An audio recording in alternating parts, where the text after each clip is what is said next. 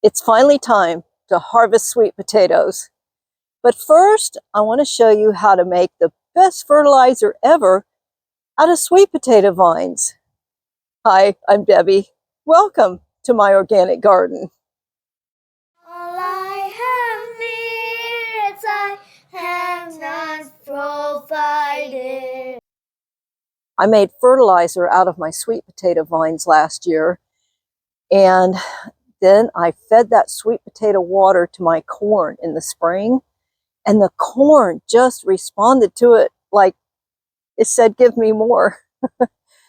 So this is a great fertilizer and it's free, so why not? And it's easy to do. Well, obviously you need sweet potato vines. So I'm going to gather up some vines first, and then I'll show you exactly how to make the best fertilizer ever. Just start pulling them and you might get some sweet potatoes when you're doing it. Yeah.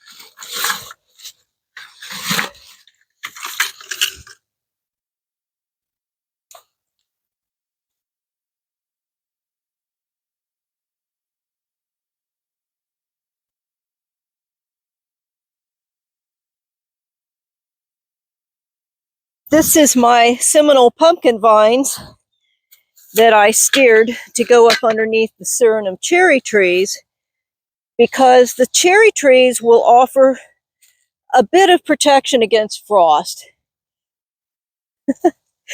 And we get frost more often than we get freezes. So I think it'll extend my pumpkin growing season just a bit longer. These right here in the front have been fermenting for about 6 months now, and they're ready to go on my winter vegetables that I'm going to be transplanting here within the next 3 weeks or so. So it does take about 6 months, especially through the winter months. And because it's going to be colder, I want to give the fermentation a little bit extra nutrients, I guess you would say, to let them start fermenting. So I add just a little bit of molasses. It's going to feed the microbes in here just a little bit, and you don't need much. You know what? I don't have any scientific proof or even that much experience to tell you it's going to make a big difference. But when I ferment fertilizer in 5-gallon buckets, I do add a little bit of molasses. And I use that water to fertilize things like herbs and houseplants. So that's what I'm doing here. And the only other thing left to do, fill it with water.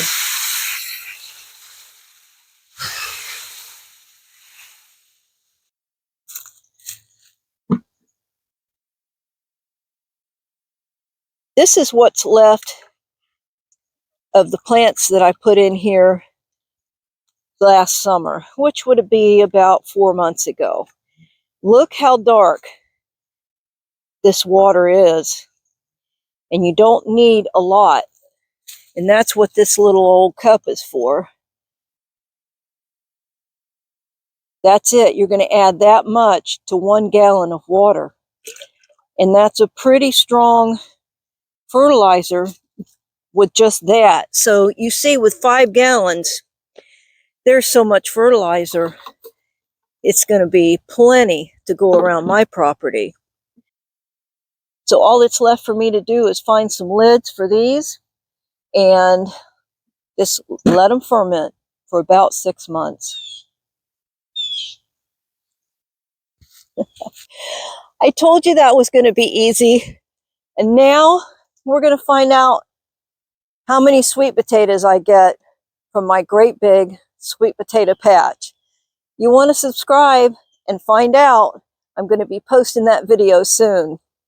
Thanks for watching. Great.